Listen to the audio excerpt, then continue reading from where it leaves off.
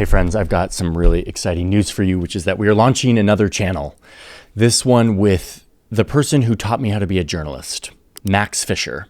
Back when I was a lowly animator, finding my way in this world, Max was a reporter. He had been a foreign reporter for a decade. He had a lot to teach me, and I shadowed him.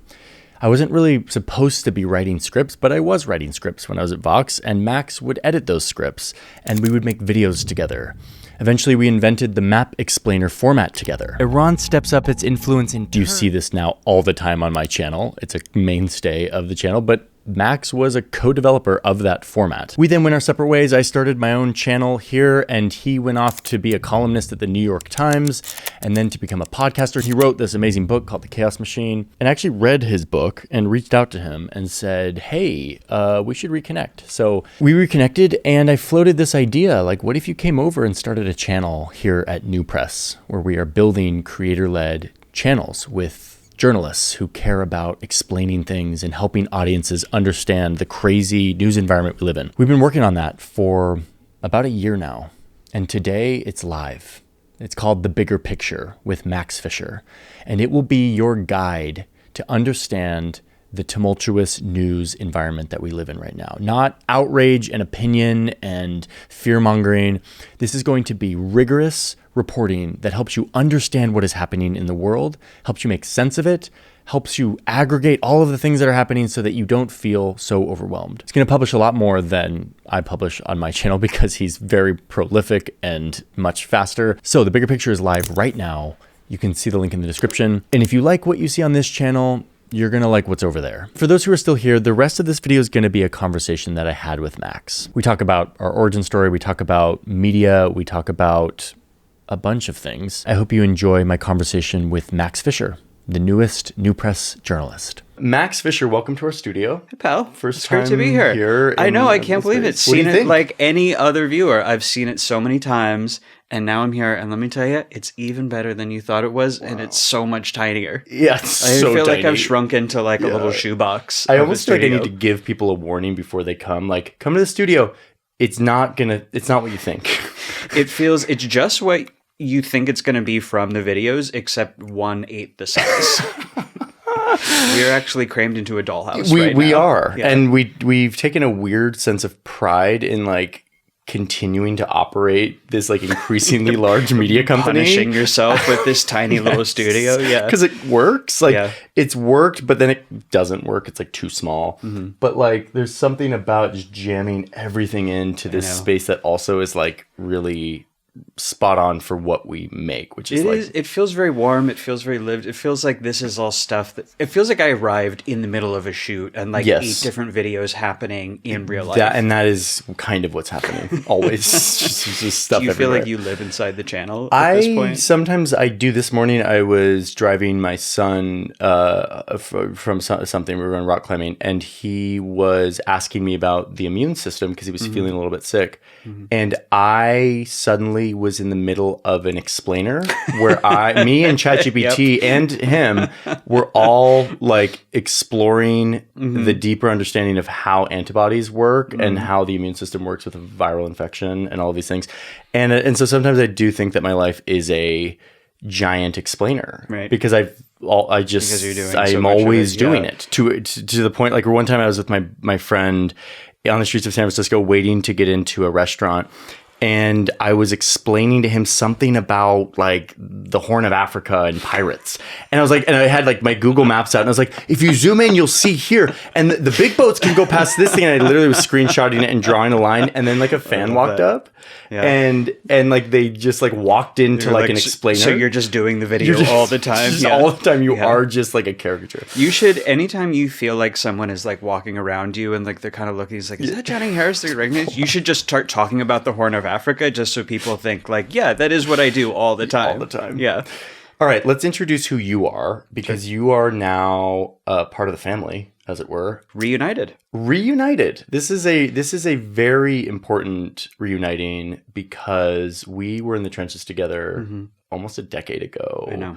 Building another new media venture that was making waves, and then we went our separate ways, and now we're back doing it again. So Max Fisher is a acclaimed international reporter who has worked at little newspapers such as the Washington Post, the New York Times. I know him from Vox, which is where I got my start in journalism. I walked into Vox as an animator with no understanding of what journalism really was, other than it had to do with newspapers. But I had a lot of curiosity. I had some animation skills, and I had a degree in international relations. And I got into Vox. It was 2014. Vox was brand spanking new. It was like this industrial concrete floors, startup millennial vibes everywhere. And all these young, smart journalists that like just sort of threw me into the trenches, and I started to learn how like mass communication worked. And you were the head of the foreign desk at Vox.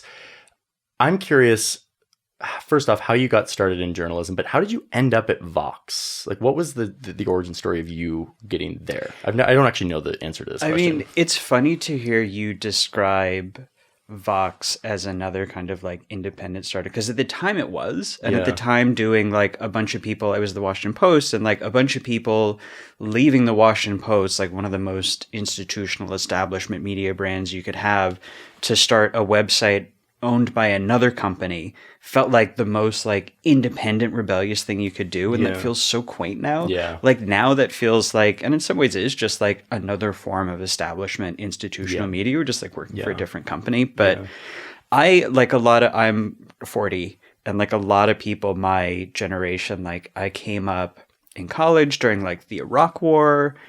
And like it was an era when I thought of journalism as something that was really important. But I also thought like really had my quibbles with like the mainstream media, and thought like the mainstream media, institutional media has all these biases that like help bring about the Iraq War. But also that's like the only game in town. Yeah. If you want to be a journalist and like you want to help people understand the world because you think the world is fun and fascinating and like interesting and important, and it's like a good to help people understand it, you have to go to, if not a big newspaper, then like a news website that is started by people who worked at a newspaper. And it's crazy to look back at that now 10 years later, and like the world is so much bigger, you know, and like the things you can do with the media is so much bigger. I know that doesn't answer your question, but they're like, the answer to your question is just that so fast. It's changed so fast. Yes. The answer to your question is I loved helping people around me understand what was going on, especially at moments when they felt like confused or like it's upsetting, or like, I don't know, like when the news is scary or when things feel like destabilizing. I feel like there's a specific kind of journalism that I think you and I ended up doing, like took our different paths to, that you could call explainer journalism, although that always feels like a little pat. Yeah. You know what I mean? Like the name a little gimmicky. Yeah. Yeah. Like the BBC used to have a series called like Explainer, and it was like Explainer : what's going on in Lebanon? And it was like the most simple like Wikipedia timeline. Right. It's like a Google result. Yeah. Yes. Yeah. And like that was Explainer. It was like a boiled down, like computer generated, but like in 2010. And it doesn't enlighten you. Yeah. That's where I feel like. And so what you're describing is an impulse that I have too, which is like a desire to explain, but like the deeper thing I think is like to give people the full story, or at least a bigger version of the story that allows whatever the event is happening right now to make sense in the context. And therefore the event right now, the headline that you're hearing about, actually like makes sense, and it sinks in as like a real thing that happened and it has a before. Did you ever read this book Ghost Wars by Steve Call? Yeah, of course. Great book. That is the book that made me like understand the kind of work that I wanted to do. Before I read that, I was like, I want to be in media, but I'm not really sure what I'm trying to accomplish with it. Yeah. And for people who don't know, this is a book about like the entirety of the history of Afghanistan leading up to the Taliban, Al-Qaeda, 9/11, the American invasion of Afghanistan. There's basically like, how did all of these global forces come together for this to happen? And I remember reading that book and it talking about like religious fundamentalists in the Gulf states and political turmoil in Pakistan and the Cold War and all of these things that came together to like put this little country in the middle of Asia on this path that ended up being the center of the world, basically. Yeah. And having this moment of being like, I get it now. Like, I had been reading about Afghanistan in the news for years, just like as a news consumer, but I didn't like, why is this happening here? Like, what is the deal with this place? And having this moment of like the pieces click together, and it feels so that like aha moment. It feels so satisfying, and it feels so empowering. Yes. And I loved that moment so much. I was like, I want to do this for other people, like forever. Yes. Basically. Yes. And I think that both because it feels really good, and it's just, I think especially when people feel like scared or upset about the world, that's like, those are the moments when I really thought the most about like, why am I doing this? What is my purpose here? I feel like that's when it's the most important. Yeah. Just because it gives us the tools to understand like what's happening to us and around us, so we feel like we can navigate it as an individual. Like, it feels really empowering. Man, that's cool. It's cool to hear that you had that impulse to like create this Steve call empowering enlightenment, understanding, the feeling of understanding early on, and like you felt it and then you wanted to create it. I feel like my sort of intuition around this, it also comes from that same thing. It comes from like I wish someone had explained it like this. Totally. And so I'm going to construct something in a way that makes sense for me. And it turns out that like a lot of people secretly want to understand the world in that way. And yet I always had such a problem with traditional forms of explaining things, both in school textbooks and in journalism, because it always felt like there was something I didn't know. They say all these words, and and there's such a presumptuous it's like voice. There's a big hole in the middle of the story. Yeah, and it's like, is no one acknowledging it? It must be a me problem. Right. Is what I thought for a lot of years. It's like, oh, everyone knows what Sunni and Shia are in terms of like and the why there's the conflict there. It's like, I forgot to read that article that explained that. Everyone knows though, because they're saying it so nonchalantly that like everyone must know. And the truth is, they don't know. They don't know. They don't actually know. It's so funny that you mentioned Sunni and Shia specifically. That was actually the moment, like the radicalizing moment for me. I was at the Washington Post. Syrian civil war was happening, and I was reading all of these stories about like, quote unquote, why it broke out, or like why there are these like fighting between Sunni and Shia, or these different groups, or like why is the country fissuring along certain lines. And I like would talk to the reporters too, because they were my colleagues. It'd be like, hey, I'm going to write something about this. Like, it didn't really seem like you had space to address this. So like, what's going on with this religious conflict? And I would realize that they were incredibly skilled and talented at this very important work of gathering facts and like telling me what was going on in that moment. But that is a different set of skills from understanding deeply why are things happening the way that they are? Like, what is the hole in the middle of the story of like, and I often didn't even think to ask that question, and like wanting to go out and be like, well, like, let me actually try to understand in like a deep way, like, why did this country out of all countries break out into this war out of all wars? And it turns out that there's a good reason that people don't answer that question. Right. There's a real explanation. Also a good reason people don't answer that in every news article. It's hard to figure that out. It's a lot of work. And then it's hard, like once you gain understanding, to then communicate that to people in a format that is short and clear and that a million people can engage with. That's the next difficult thing, which is why I love visuals and why I love animation, because animation is this like fourth dimension of understanding where you can use a grid, you can use colors, you can use motion, you can use sound and music to teach. Was there a moment that you felt like you saw that power that visuals had in storytelling and like explanatory power? For me, it started actually when I was like an elementary school student. Really? Because I'm super dyslexic. Okay. And so reading was always so difficult for me. Oh, and so I would go through sort of the traditional linear forms of learning, which were always based on, you know, memorizing names and dates and regions and kind of like it's a very sort of taxonomy. Like labels are the important thing. If you can remember the labels and you can repeat the string of words, then that's smart. I was always so bad at that.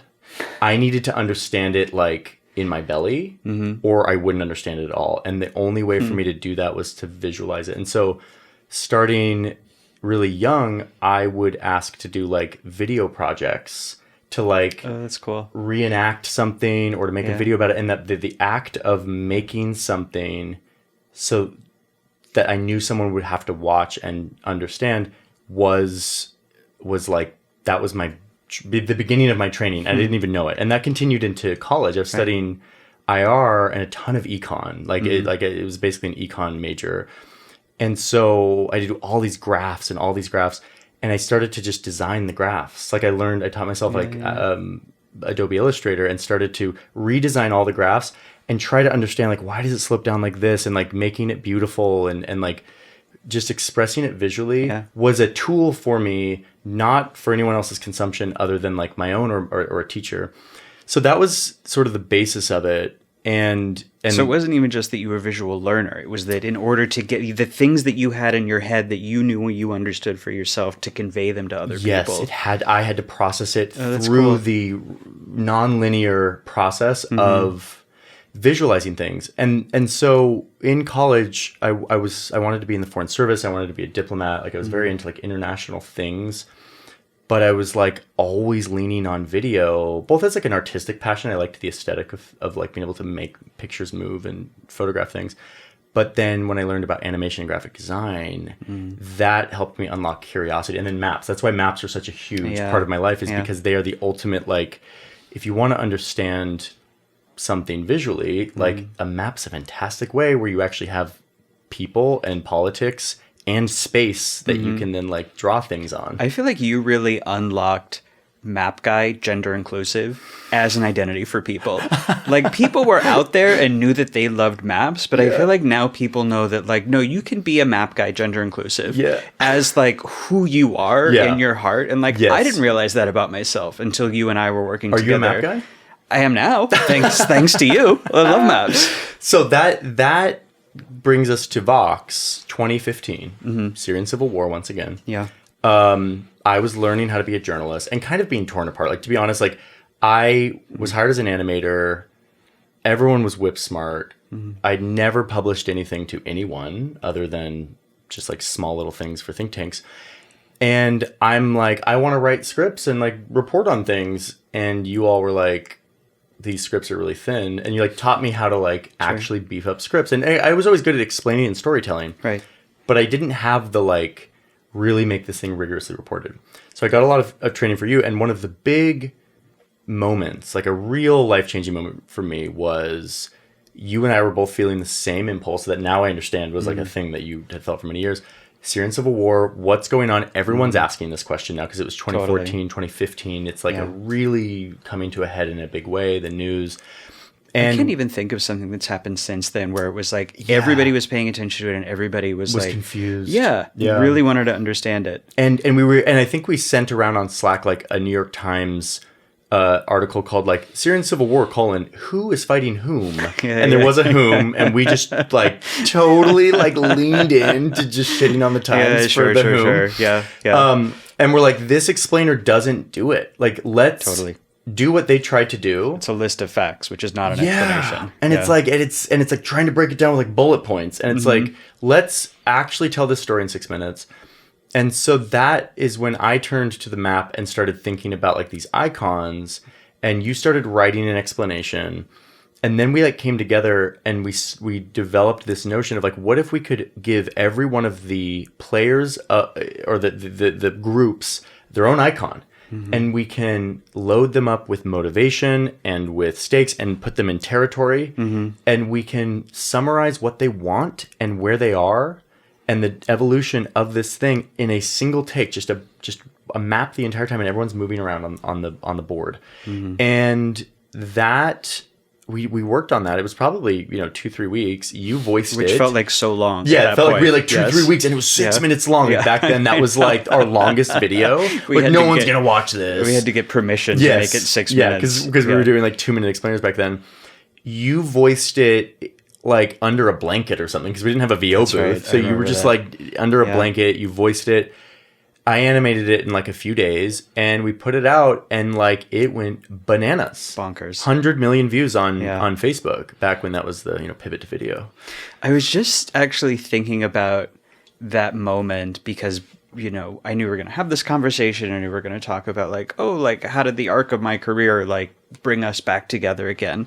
And I was thinking about the fact that 10 years ago when we made that, despite my like skepticism of the establishment media, had become like, had spent years in it and become like kind of a creature of it. So in my mind, my job as a journalist and the pinnacle of journalism was writing articles, writing like 1,000-word articles that people would read on the internet.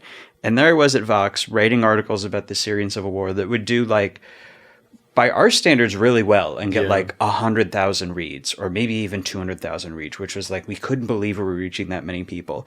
And then I worked with you and we made a 6-minute video that reached tens of millions of people. Yeah. And I was like, well, that was a fun experiment, but I'm going to go back to my real job now of writing articles, which is obviously like the pinnacle of the form. And did that for another like 5 or 6 years before I was like, that's interesting that I did one version that reached this many people and another version that reached 1 trillion people more. And also it's more fun to watch and it's more interesting. I wonder if there's something to that. Wow, I love that. Yeah, you always had the sensibility around visuals, which I've recently learned it's because you are a cinema I have no, as people will learn quickly, I have no technical skills whatsoever, but I do love visual storytelling and movies, especially because it just uses all the senses. It engages all of, we've never had an art form before that uses every other art form in one. It's so cool. It's so cool. And there's so much power in it if you choose to use it. And I think that's the big thing that I learned at Vox was most people, because there was a revolution happening at that time that I was able to like sort of catch the wave on, which was everyone was like, oh, digital video journalism needs to be reinvented. And most outlets were pouring lots of money on it, but they were just basically saying like, let's make pretty articles. Like let's write articles and then like put pretty B-roll. Right. And we were like, well, what if we engage all the senses and make sure that the voice talks to the motion in the animation, which talks to the B-roll, which sets up the evidence for that. And like, we actually make it a choreographed experience. And that was truly like the secret to this. And that was a Joss Fong, who was one of the founders of the Vox Video team and my editor there. That was her whole thing, was like, make the voice and the visuals dance together. That's the most effective version. And that's what we've built this whole thing off of. Is making explainers that really tightly like leverage the power of visuals. Well, and we're at, I think, a really exciting moment for that, because for the last 100 years, anything that like looks good in a movie has been incredibly expensive to make. Like it would cost tens of millions of dollars to make like a good looking frame that had interesting effects in it and that like lighting that looked good. And the fact that you were able to reproduce something that would have, previously required like years of fundraising to get the money for, that you could do in like a few weeks, like obviously a huge amount of that is the skill that you and the team bring to it, which is like not something you reproduce. But we're also in a moment where it's possible for someone like our size to do something that looks as good as a lot of movies look. And has this special thing, which I think New Press is really built off of, which is it is relatable and human, and even though it's produced, you still sense that like human flavor. It's like small enough that is the ethic of the internet. Like that is the reprieve that people, once they could express themselves and consume really conversational, relatable things, we learned that everyone secretly wanted it. Right. But because of the choke point, the bottlenecks of corporate like gatekeepers, like no one could actually have access to that. And so I really believe that like this next era needs to continue to push the form, and especially with AI, like the amount of like visual craziness that we'll be able to do is just going to explode even more. Yeah. But how do we do that while also maintaining this beautiful thing that like someone watches and says like, oh, that's a real person with real questions. They're earnest and I can relate to them and therefore like I trust them and I want to be a part of their inquiry. Right. That's a really important ingredient for me. And it's something that, I mean, it obviously has its roots in kind of like 2000s era blogging and 2010s era blogging where you feel like, and I think that also it's been forgotten because it was so long ago now, but I think a lot of that too is like a reaction to the Iraq War and the financial crisis and a sense of like these big institutional outlets, like I'm not sure I can trust them happening at the same time as the internet. Now I can access someone who is, even if it's just whoever, just a blogger on their site, feels like a real person who's like, they might not be perfect, but they're walking me through what they're thinking. They're being transparent about it. They're not doing this institutional authority, voice from nowhere, view from nowhere kind of thing. And I mean, I think when I think about like the first vloggers to really capture that, like Hank Green, it's someone who you feel like you trust them immediately because they're bringing you along on this journey. It's like they don't necessarily have the same resources as a huge institution. I do feel like we're at a point where that kind of like the vlogger voice and the independent voice is something that it's part of the ecosystem now, right? Like we all kind of get it. We all know what it is. It's part of all of our media diets. But I think we are also all feeling some kind of a need for not the institutional weight of a big media brand, but the sense that like I can really trust what this person, outlet, newspaper, whatever it is saying because it feels really high stakes right now. And it feels really important in a way that maybe it didn't, 10 years ago. And I think there is an industry of professional, artificial authenticity that has been created. Like the influencer economy has developed so well where now people can...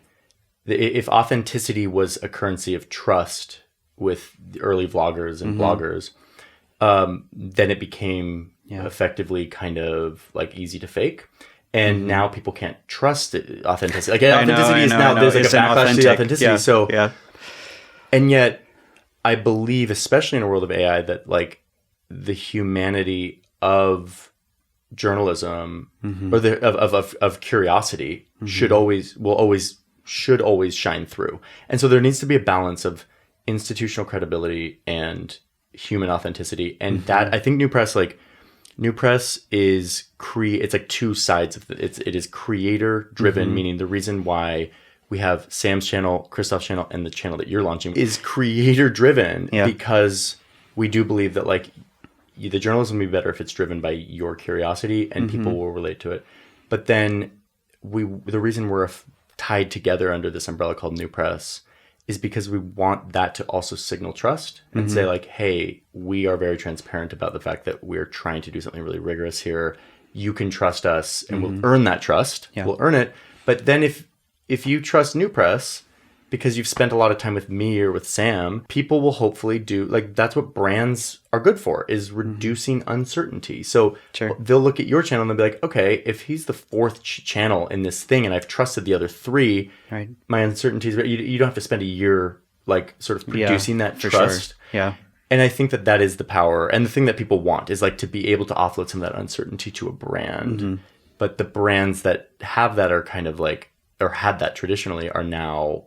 like they aren't trusted. And so like we have to build that up again. You know what excites me about this moment in media amid all of the, economic and industry trends that are scary is that I feel like it's a moment where audiences really want to come along for the human element of it. And they want to come along for exploring the news for what it means on a human level. They want the authenticity of a relationship with the creator, with the person that they're following.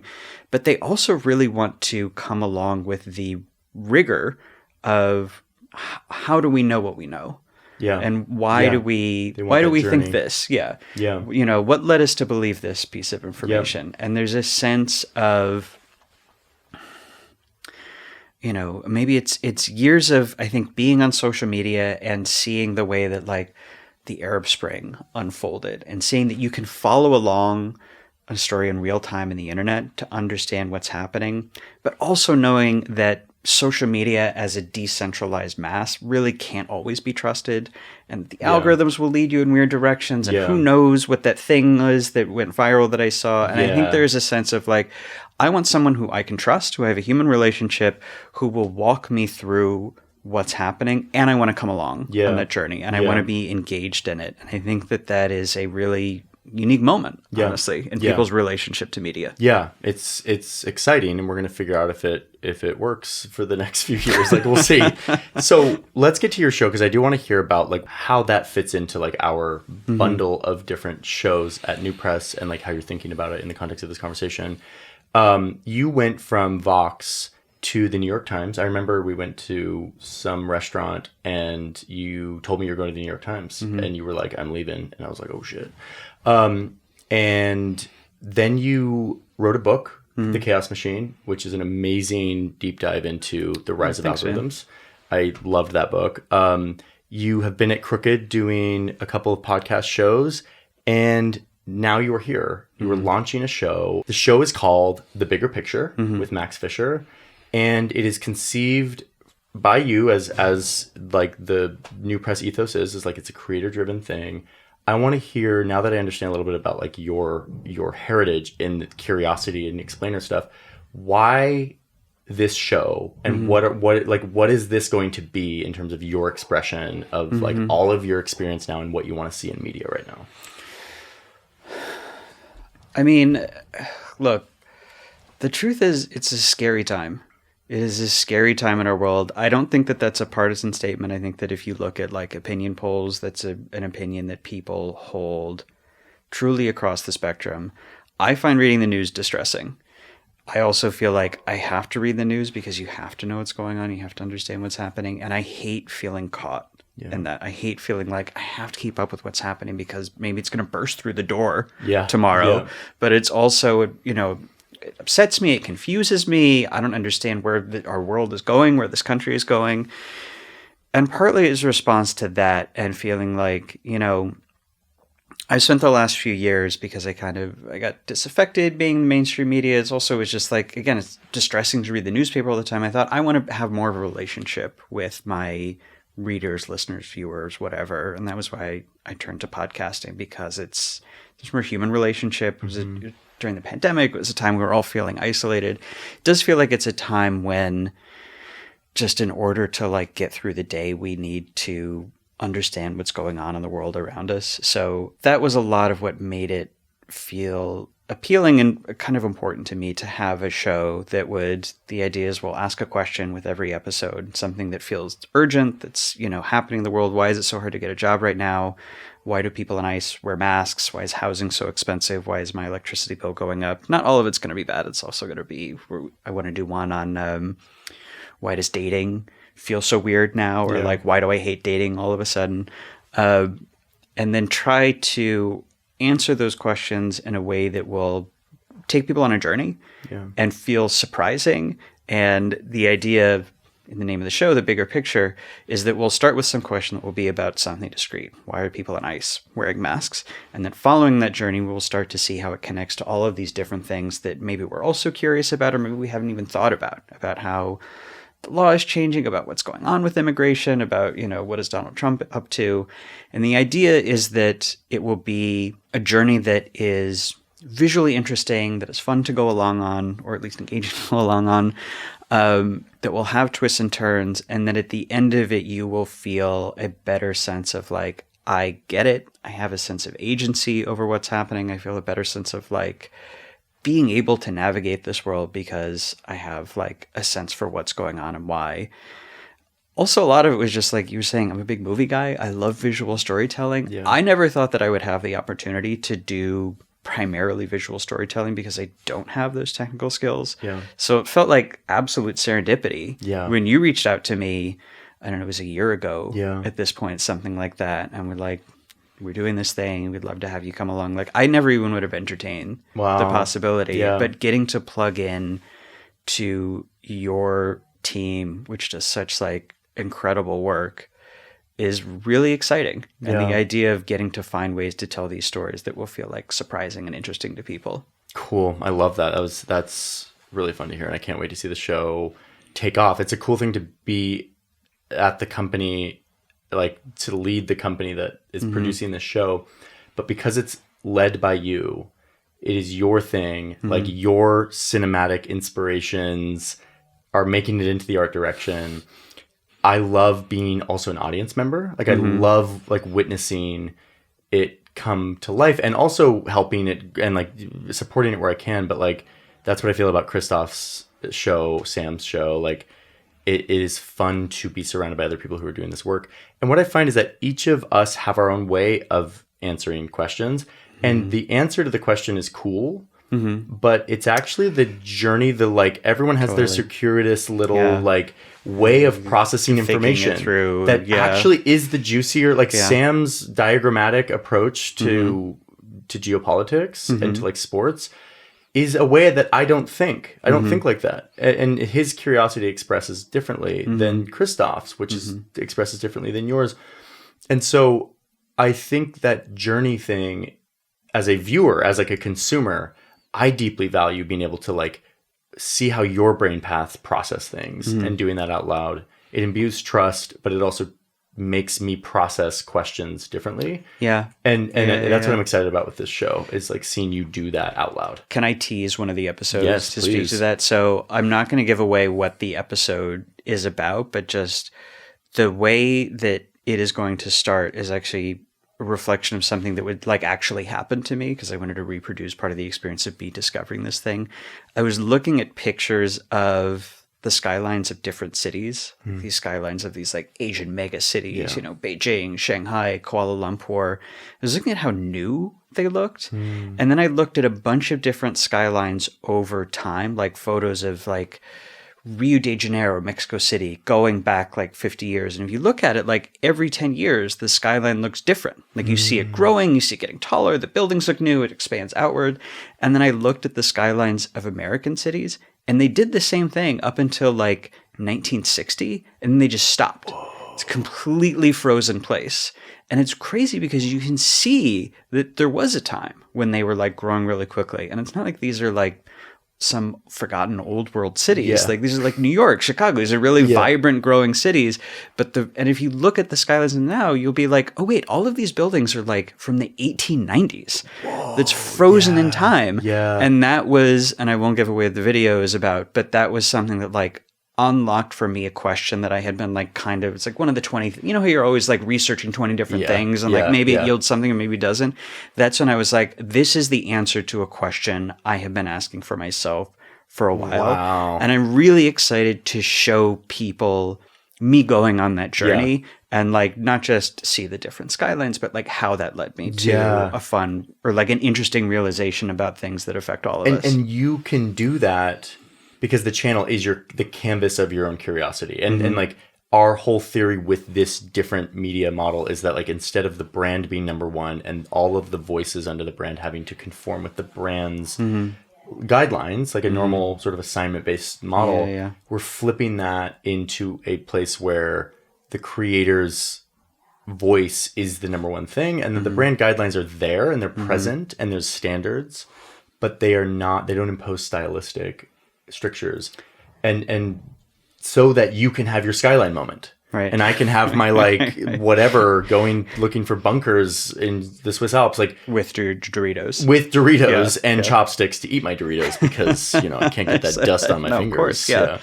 So it's just like our quirky minds do much better work when I believe when they can explore. At least they do work of the kind that you mentioned, which is the explanatory, trying to process information. I think the fact-based, going out, gathering the facts, that is something that the traditional institutions do. They have bureaus all over the world. They can do that. It's so valuable. I never want to like undermine that. Our work is made possible because of that. But for the work that I think the world needs a lot more of, curiosity and understanding, I believe that it's best done in a world where you can nerd out about skylines. Let me ask you something. You are very much the person you present yourself to be in your videos. Like you are Johnny Harris YouTube is like also the real Johnny Harris. Is that something you have to make an effort to do? Do you know what I mean? Are you thinking about like, how do I communicate who I am? No.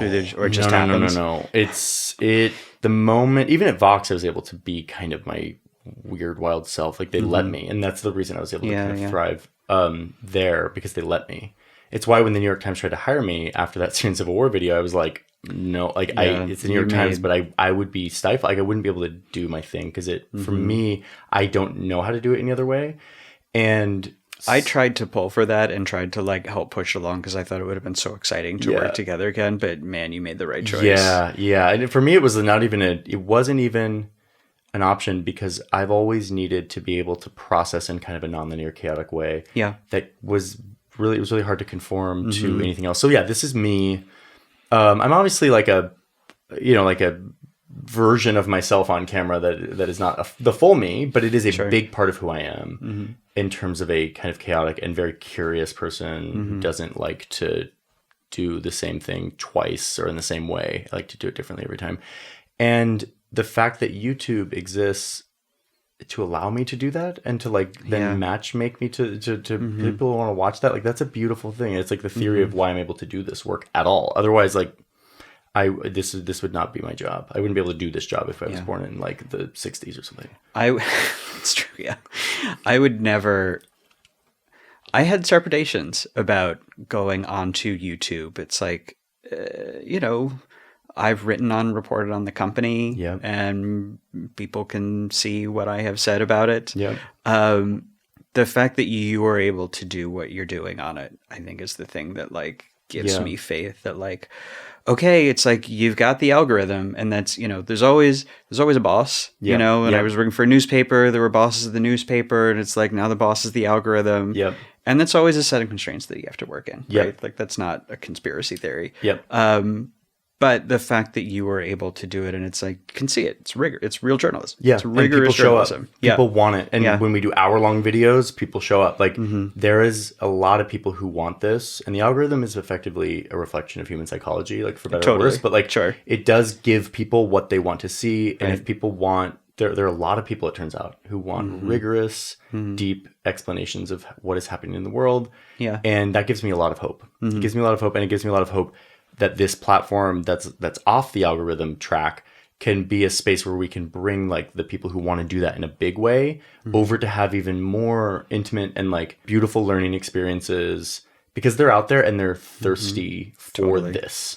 And that gives me a lot of hope, even in spite of all of the polarizing realities of people are social media. Sick of it. People are sick of, I mean, there will always be like intense partisans, whatever, but I really think that as much as so many of these huge platforms are priming people for like ultra partisanship and tribalism and conspiracy theories, distrust, like nobody likes that, We're gonna get tired of like the outrage button always being pressed. And I think that like, and look, I'm susceptible to it too. I'm not going to claim that I'm immune to it, but like nobody feels good after that, and like you feel good and nourished after something that feels like enriching and informative. Yeah, totally. Max Fisher is launching The Bigger Picture now. I'm very excited to have you in the family and back together, and we're gonna build this thing together. And I'm rooting for your channel and here to support it. I am absolutely terrified. This is a big jump, but I'm really excited.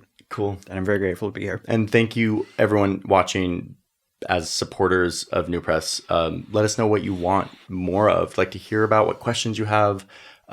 We deeply appreciate your support, and we will see you in the next one. That's a wrap. Great sign out.